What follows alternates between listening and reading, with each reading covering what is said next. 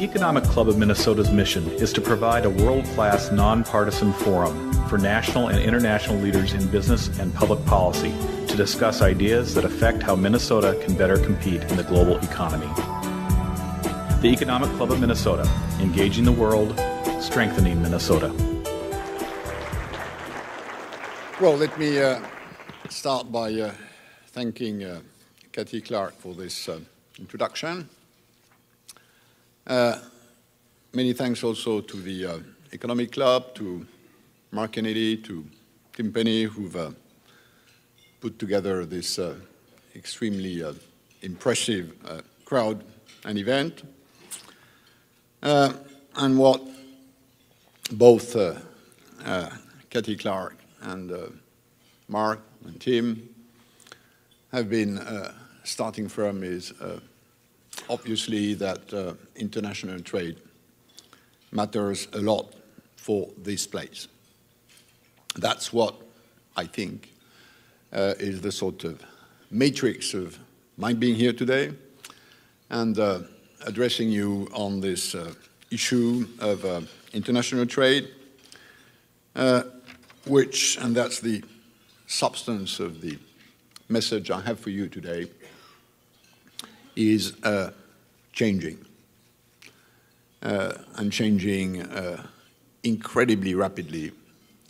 And like most of the changes, probably more rapidly than our brains can imagine, catch up with.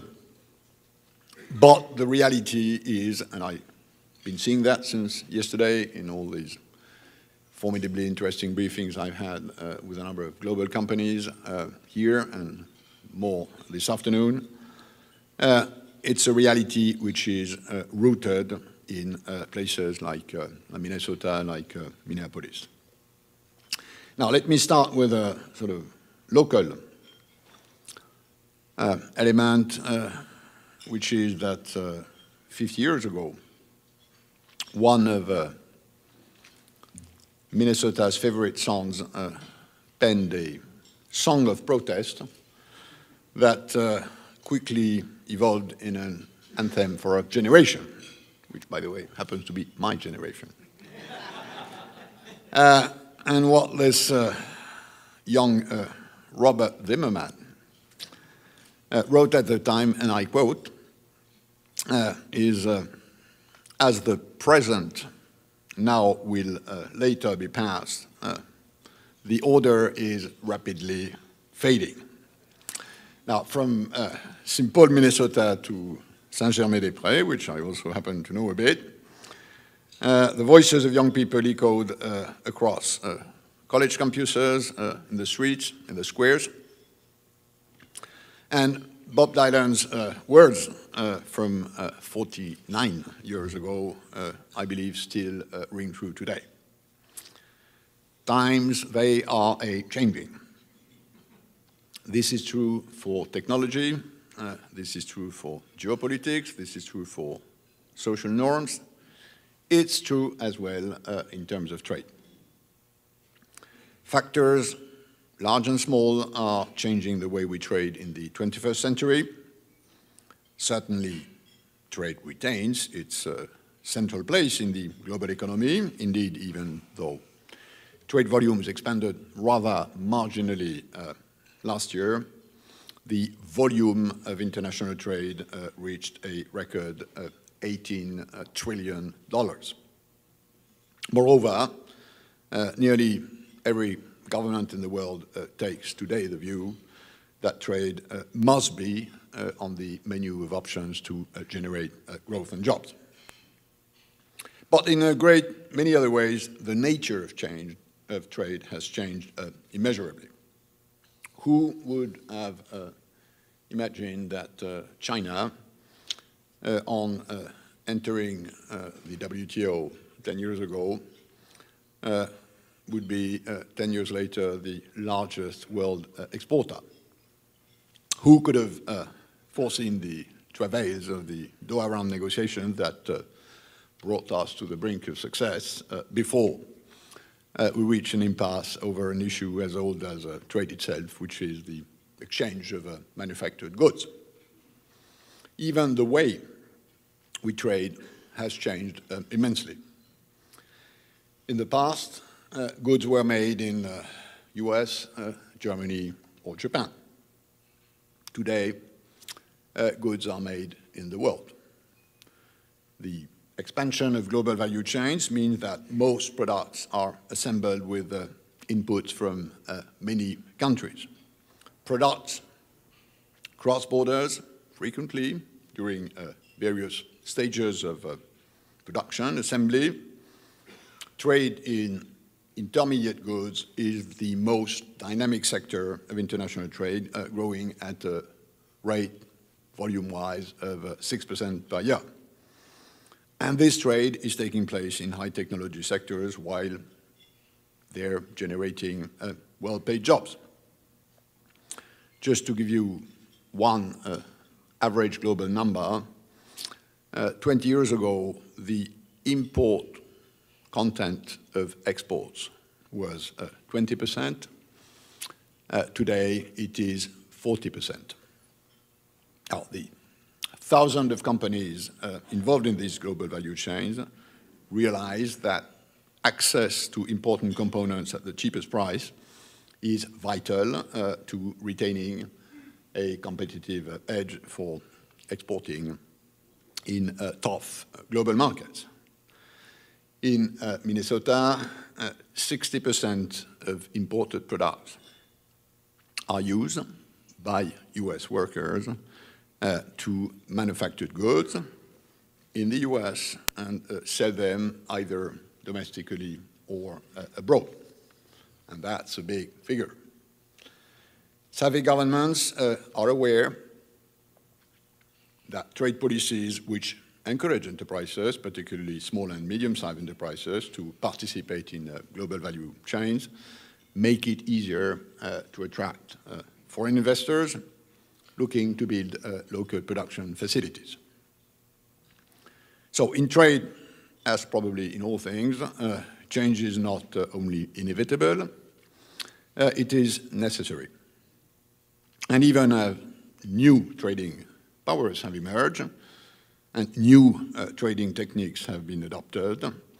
The rules governing global trade, which is our core business in WTO, have remained static, or let's say largely static, over the last 2 decades.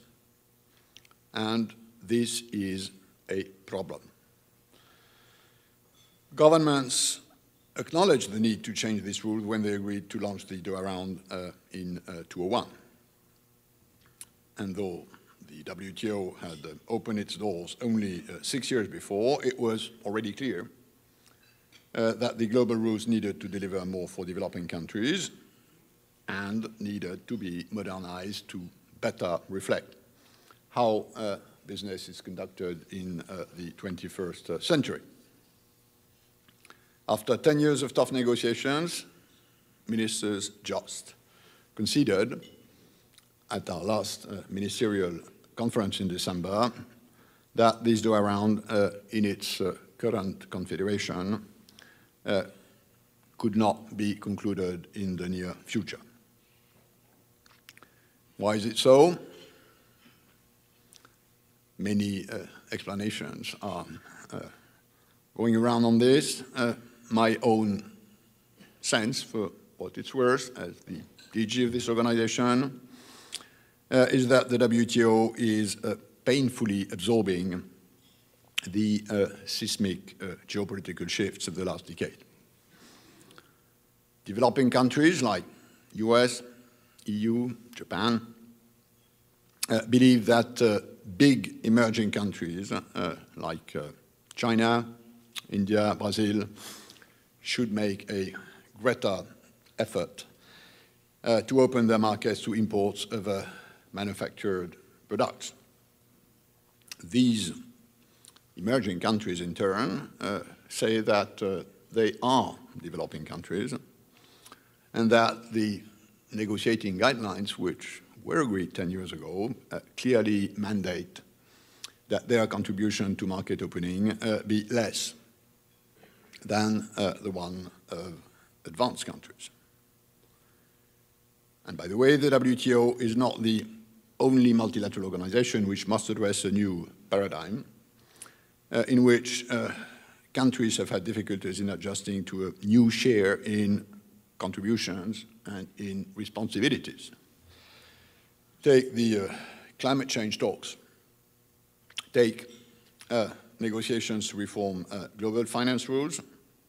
Take the issue of the reallocation of voting shares in international institutions. They've all been affected by the same geopolitical transformation. And this boils down to a question which so far has gone, unfortunately, unanswered, probably because it's too tough a political nut to crack by diplomats. And this question is a very simple one. Are emerging countries rich countries with many poor, or poor countries with many rich? That's what so far has stalled the multilateral trade negotiation which we initiated 10 years ago. Now, does this mean that the world trade system, that the World Trade Organization, in its basic purpose of opening trade, has ground to a halt? No. Ministers have instructed their negotiators in December to explore new approaches to the negotiation, to try and seek, among the many topics that were mandated in the Doha negotiation, those who might be ripe for conclusion. They also showed their resolve to advance the entire waterfront of WTO work beyond its negotiating function. And for many WTO governments, creating the optimum conditions for today's global trade, particularly global integrated supply and production chains, remains a high priority. Now, a few examples. Stripping away red tape at customs point and enhancing transparency and predictability at borders through improved WTO rules, disciplines on trade facilitation is one area where negotiations could yield agreement, and where this issue of how much does US versus China and China versus US to pay may not be the biggest political issue. Now, it's likely that you haven't read much about these trade facilitation negotiations in the Star Tribune or in the Pioneer Press. So nations seek accord for better customs procedures is not a headline editors are likely to embrace. But a deal on trade facilitation could deliver a great deal for your businesses. You know better than I do that time is money. The longer a shipment is held up in a port or at a custom post, the more it costs to the exporter and to the importer. Every day required to ship goods reduces trade by 1%. On an average sea trip of 20 days, one extra day at sea results in roughly a 5% drop in trade between any two trading partners.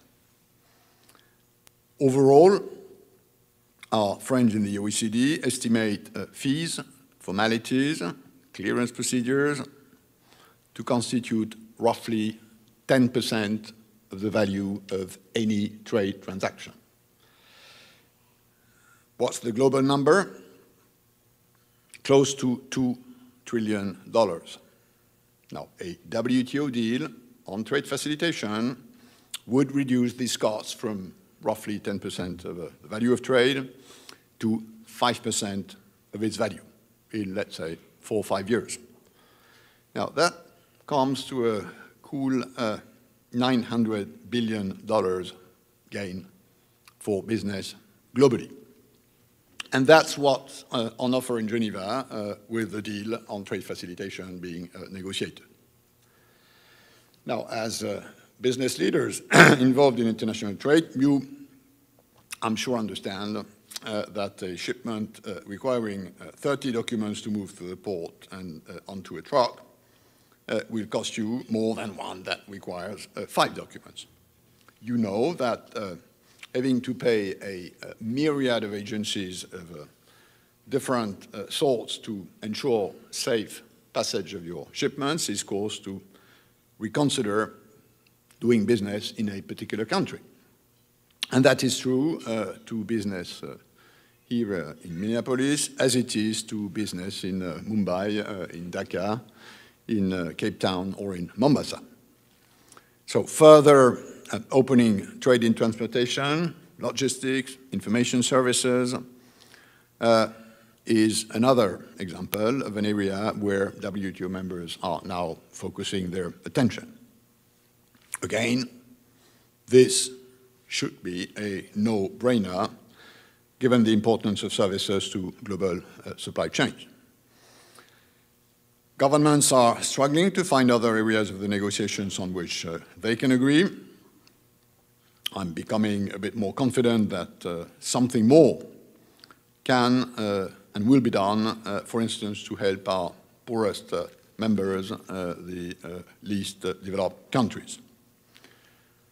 Another area where progress could, and in my view should be made, is opening markets for trade in environmental goods and services, or curbing trade distorting agricultural subsidies and those that lead, for instance, to overfishing. All this is still on the table and, in my view, as relevant today as they were when we started the negotiation 10 years ago. Last December, a group of 42 WTO members reached a deal further opening trade in government procurement. This agreement will expand the sectors covered by around 100 billion worth in new market opportunities. It will also inject a, let's say, welcome dose of transparency in many tender processes, thereby helping fight corruption in procurement. Greater competition in the bidding will also enable governments to shop around for the best prices, delivering better value for money for taxpayers, and keeping a tighter rein on spending, which we all know is the name of the budget game today. Finalizing the accession to this government procurement opening agreement to new members, such as China, could be a good short-term contribution to a more trading system. If China was to open, let's say, 15% of its government procurement market, which is roughly what the existing participants in this agreement have done, this is probably to the tune of $200 billion a year of more international trade. Another area where progress could be made without waiting for the 22nd century is the expansion of the existing agreements slashing tariffs on IT products. Since its inception 15 years ago, world exports of IT products have almost tripled. Developing countries have consistently increased their share of trade in IT products, and this deal has obviously helped spurring innovation and create jobs.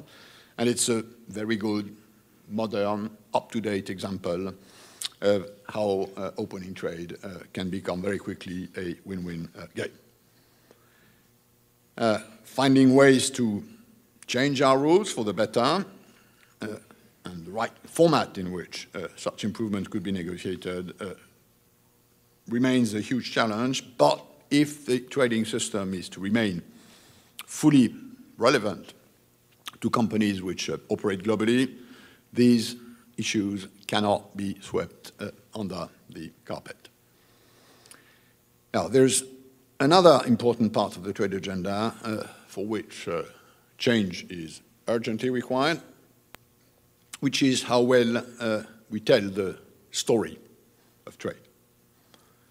In this communication age, you cannot persuade people without a compelling narrative. One can build a very strong case for trade. We know as well that closing trade is economically destructive, that instead of protecting jobs, protectionism actually destroys jobs. Yet the political discourse on trade in this very country, the US, as in other countries, has become a cause for serious concern. Foreign companies, foreign countries seemingly do not play by the rules. Imports are demonized. Most worrisome of all, trade is seen as a catalyst for job loss rather than job creation. And yet, the irony is that trade has been and continues to be an important American success story. The link between trade and jobs, for sure, is complex. And when making the case for trade, we need to acknowledge that there are those who are hurt by more open trade. We need to factor this in to help supporting those people who are hurt by this trade opening so that they get back on their feet. We need, in my view, strong social policies and support for innovation, for competitiveness. In the case of poor countries, we need to keep providing the bulk of official development assistance that goes to aid for trade to help them building this capacity, which most of you in this room have, to turn trade opportunities into realities. But equally, we know that those countries practicing open trade policies grew and still grow faster than those with closed policies. The World Bank tells us that, according to their numbers, countries who have open trade more than others go 3 times faster than the others. We recently did a joint study with the International Labour Organization that shows that the efficiency gains from trade lead to a positive overall employment effect in number of not only jobs, but also level of wages. We also know that jobs tied to exports pay better. 6% better on average in the US, here in Minnesota, 18% better. The OECD points out that any link between unemployment and import penetration, which we so often hear in the political discourse, is, to say the least, extremely tenuous. A survey of 23 OECD countries reveals that in 1970, the average unemployment rate in those countries was 3%, and the import penetration rate was 10%.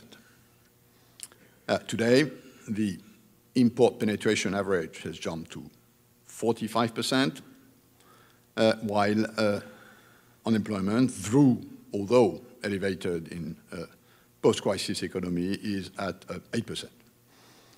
So what's clearly true is that open trade is very closely correlated with economic expansion.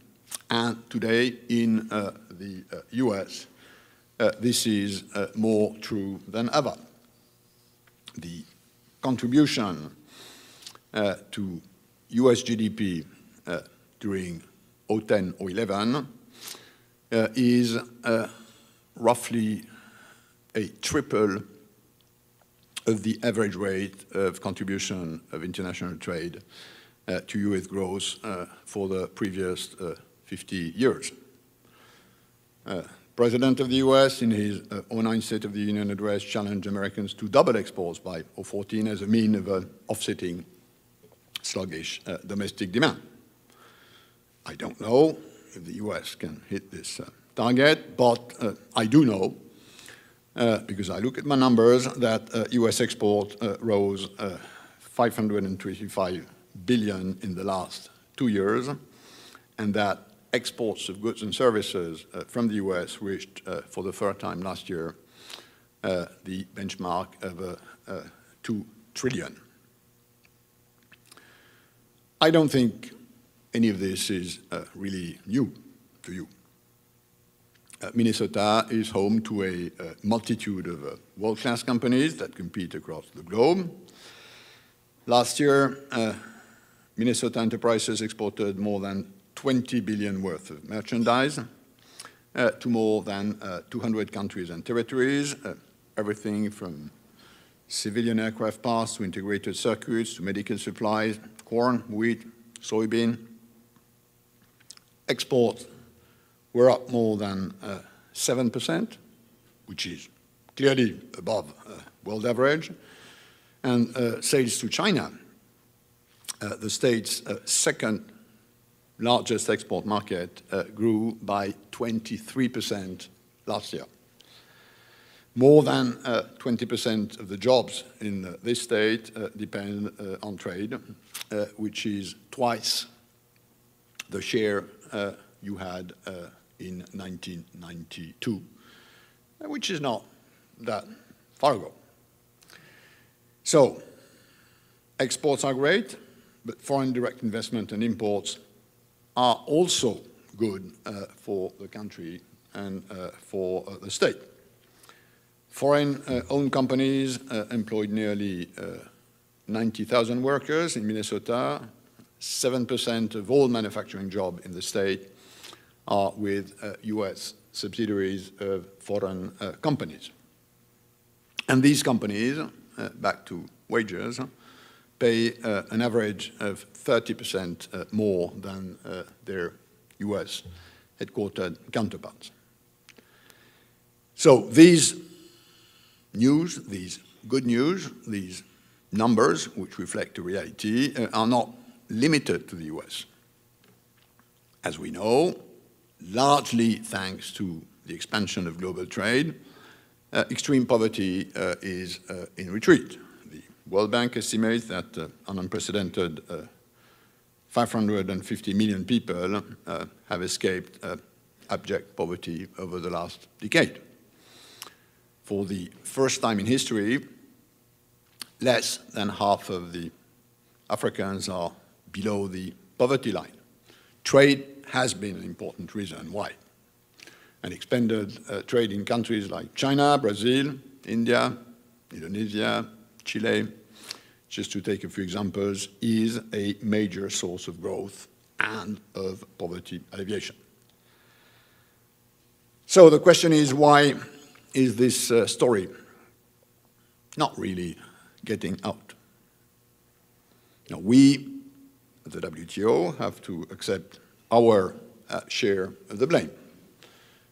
We can, we must, we will do better at explaining how trade improves the lives of most people around the world. But in a member-driven organization like the WTO, governments need to be at the forefront of this. Parliaments need to be at the forefront of this. Here in the US, a strong bipartisan approach to trade would clearly help. Universities, research centers must do their part. And frankly, business need to lift their play as well. It is companies, after all, which engage in trade, which seek new markets, which benefit from increased access to those markets. We in the WTO are working to contribute to a more serious, more convincing, more up-to-date narrative on trade, starting to try and provide you, the public, with better data. Our Made in the World initiative, for instance, hopes to bring to light how global supply chains work and the impact they have on trade, on growth, on development. And this is essential, in my view, to allow a better, more informed debate about trade and to lead to better trade policy decisions. Take just as a coincidental example, the case of China. When you look at the US bilateral trade deficit with China, you're looking at a nominal figure which fails to explain the essential. And the essential is the value-added trade between the two countries. If trade were measured in value-added terms, the Chinese bilateral surplus with the US would probably be reduced by a slight 40 to 50%. Nominal data do not explain why China runs a 2 billion trade surplus with the United States on the iPhone, while only 4% of the value of this product is added in China.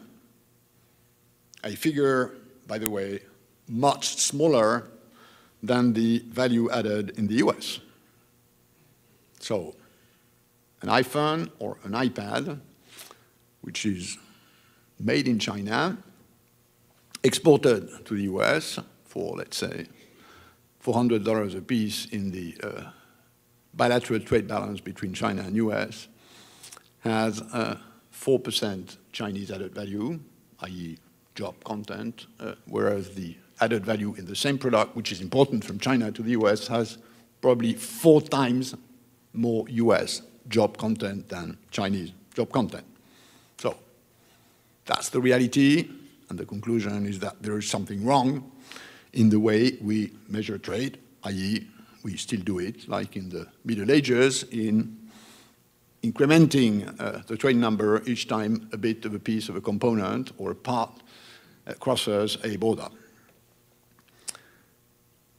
More data on this kind are on their way through a cooperation we've established with the OECD in the first line to develop value-added trade statistics and to produce a publicly available database which measures trade flows in value-added terms, thus relating trade to what matters, which is job, and not in volumes as we've done it traditionally. And why do we have to do that? Because ensuring factual clarity is essential to discuss trade opening, trade restrictions, trade protectionism. In the midst of the crisis, governments so far have by and large kept protectionist pressure at bay.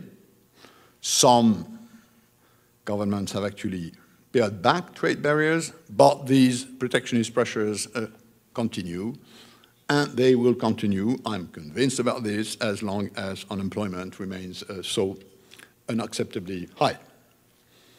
This is not to say that governments have been perfect, but at no point so far have government measures restricting trade affected more than 1% of global imports. But there has been a cumulative impact of measures adopted, not yet removed, and today it's nearer a 2% than a 1% of imports which are under some form of restrictions.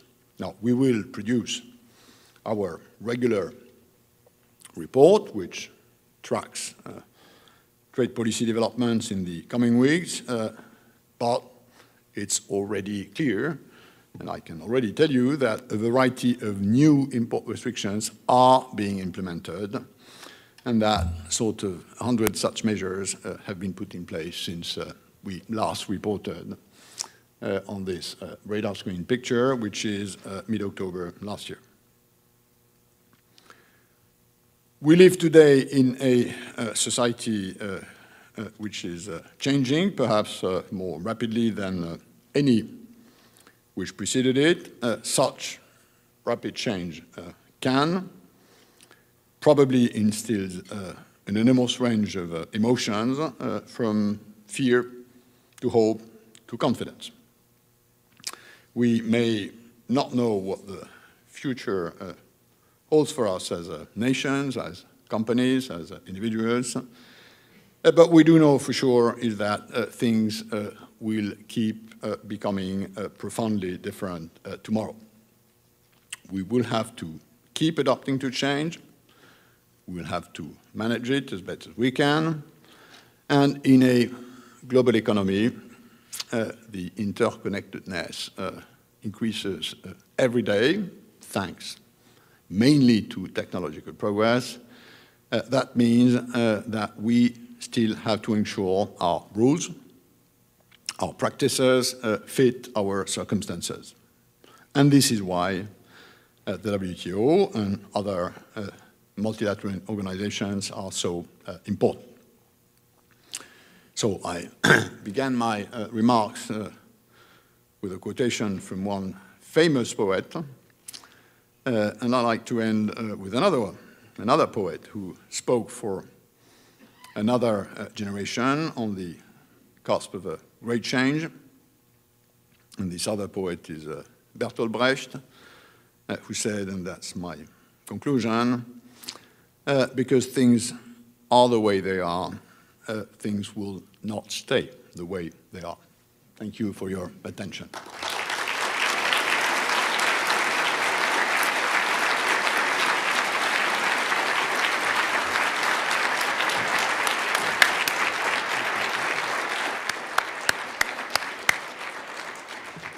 Thank you for that great overview of trade and the importance of it to all of us. We have time for just one or two questions. I know we're running a little bit late, but let's take one or two questions and then we'll...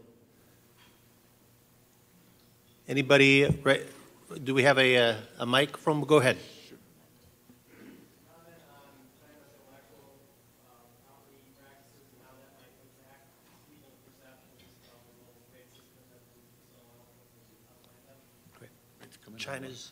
China's intellectual property treatment and how that impacts trade and how people perceive it? Well, the answer is it does impact trade. It does matter for all of us. And the good news is that it now starts mattering for China. So if you compare the situation of China in intellectual property protection at the time they joined the World Trade Organization, which is the first time they had to recognize that there was a case for protecting innovation, research-based investments, and the situation today, it's roughly night and day. Now, not that everything is perfect. As you know, China is a huge country, and there may sometimes be some, let's say, difference or nuance between what the leadership in Beijing prescribes and what happens in a distant province. But overall, China has taken the commitment to play by the rules. These commitments are reflected in WTO rules, and they abide by them, and when they don't abide by them, and this has happened in some cases we've had between China and other WTO members, there is a dispute settlement system that is entrusted with saying who's right and who's wrong in the interpretation of these rules. So, overall, moving in the right direction, although, obviously, quite a lot to be done. And at the end of the day, what also matters is to, if necessary, adjust the rules we have about IP protection in the WTO. As you know, the main organization in charge of IP protection is WIPO, but we have a bridge between WIPO and the World Trade Organization in the trade-related intellectual property agreement.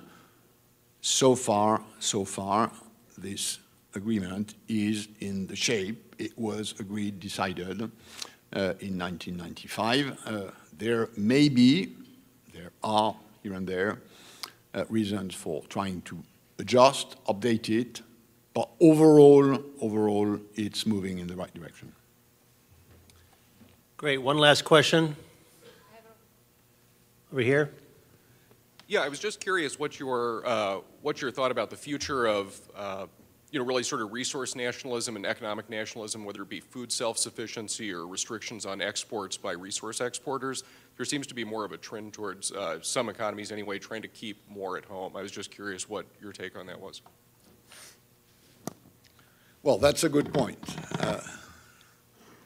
If you look at the economic world cycles, we've had for a very long time, until, let's say, 5 years ago, an overall trend of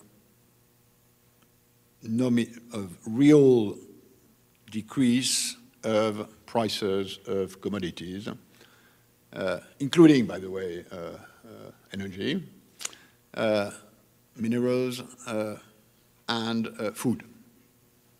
Now, this decennial, multi-decennial trend has been reversed, and we now will have we've had for the last 5 years, we will have, in my view, for the next 10 to 20 years, a totally different pattern with these real prices on the upside, whether it's energy, fuel, whether it's minerals, whether it's food. Not for the same reasons, by the way, although there is some connection between these various markets. That's, again, upwards. Now, at a time where the trend was downwards, there was a lot of attention to import restrictions, because countries were tempted to shield their domestic producers from this contamination by declining international prices in this field. Unsurprisingly, with a trend that's going in the other direction, same problem arises on the export side. Any economist would tell you that a trade restriction on the import side and a trade restriction on the export side is distorting trade in the same proportion. But the reality in WTO is that because the rules that govern international trade were crafted at a time where prices were declining, there has been much more attention to regulating import barriers than export barriers. And we now are faced with a situation where in WTO standard disciplines rules, the ones we administer, we implement, we litigate, there is much less precision on disciplining restrictions to export than disciplining restrictions to import. And that's a problem. And it's even more of a problem that we don't have, as you may know, global rules on investment, nor do we have global rules on competition. And that when prices are on the rise, the occasions to try and corner a market are usually more appetizing than when prices are on the down. So this is an issue. We published our flagship scientific publication 2 years ago on the future of trade in raw materials, precisely to try and put a bit of spotlight on this issue.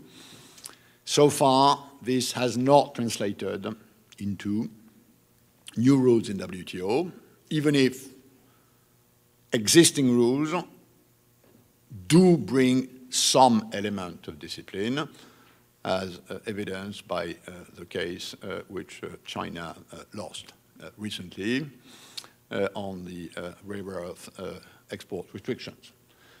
But the reality is that we probably do not have the sort of quality of global disciplines which we would need to face this period that is coming. The problem being, of course, that in order to amend our rules, we need our members to agree. They should be amended. That's called a mandate of negotiation. And then we need then to agree on how these rules will be changed. And as you can imagine, the position of Argentina is not exactly the position of Japan. The position of Thailand may not be exactly the position of Burkina Faso. So quite a bit of work still to be done in this field. Well, thank you for those comments. And the Director General was nice enough to spend a couple days visiting companies around Minnesota. And I think as part of that found that we have a surprisingly vibrant, energetic, innovative companies here. So I'm confident we'll be sending back a much fuller representation of what Minnesota looks like to Geneva than when we began. But we would like to make sure that you had an economics club paperweight to make sure that you remembered us when you got back. So thank you. Thank you. Thank you.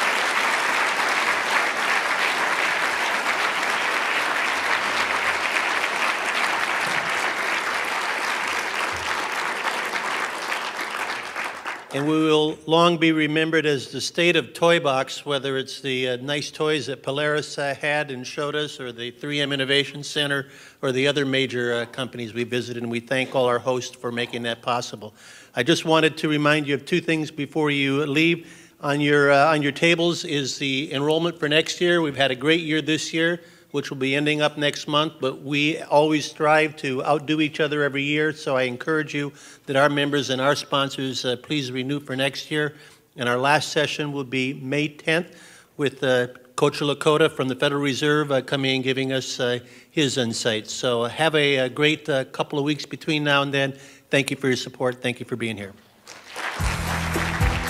The Economic Club of Minnesota's mission is to provide a world-class, nonpartisan forum for national and international leaders in business and public policy to discuss ideas that affect how Minnesota can better compete in the global economy. The Economic Club of Minnesota, engaging the world, strengthening Minnesota.